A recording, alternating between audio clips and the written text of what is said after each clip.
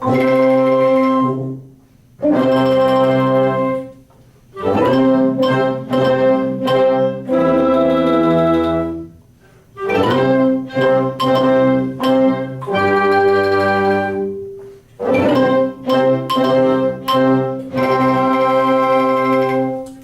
Maria, how many fermati do you have?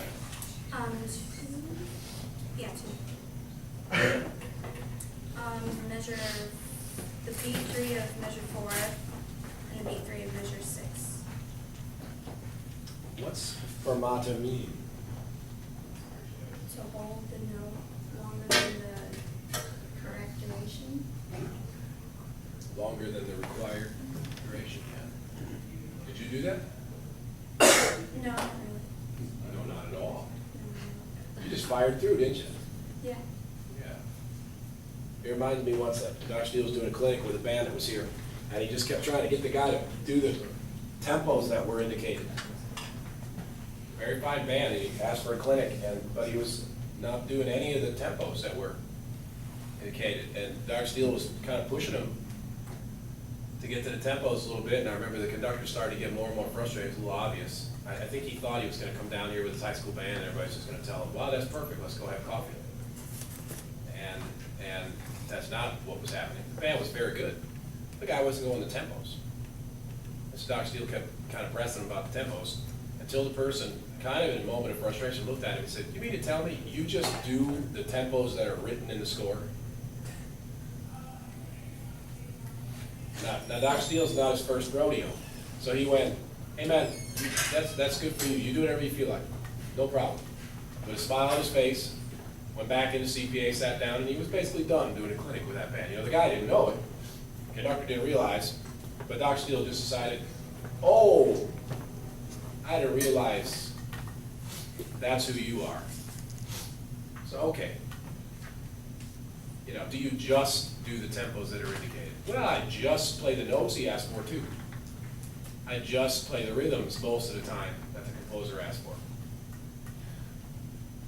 Just do the fermati. You know? Just do the breath marks. Sometimes we think those things. If the composer went through all the effort to put them in the part, anybody's ever messed around with Sibelius and finale, those things are a little pain in the neck. You gotta go in one step at a time and put those little buggers in. If he went through all the trouble to put them in, they must have felt pretty strongly about it. Right? In this case, what do these fermati do for us? What's a fermata over a rest? Is there another symbol we could have used? Caesura, exactly right. It's just like a synonym for a caesura. And why do you think they're there in measure 4 and measure 6? Anybody? What's he created by giving us unison chord tones after giving us this major tonality as a reference? He gave us this C major right out of the chute, and then he stops. It's an E natural. He gives the third first. Is that correct? Yeah. Why would he pause? Why would he hold us right there? Was that? It catches our attention because it's not. Absolutely. It's a little tense, isn't it? Bum, bum, bum, bum, bum, bum. Boy, my singing voice is better than normal. So we're up here, and the E natural can't possibly be the end of anything. And you got him. Hold on. And then the GOS comes in. Bum, bum, bum, bum, bum, beep. Can't possibly be the end of anything either. And you got this tension and it builds. What's the term for this, right? One of these great English terms, the pregnant pause.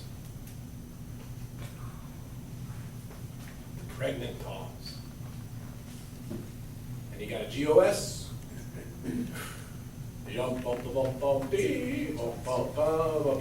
Tune is going now, right? So it's all about gathering some momentum, using our favorite building blocks of musical history, tension and release.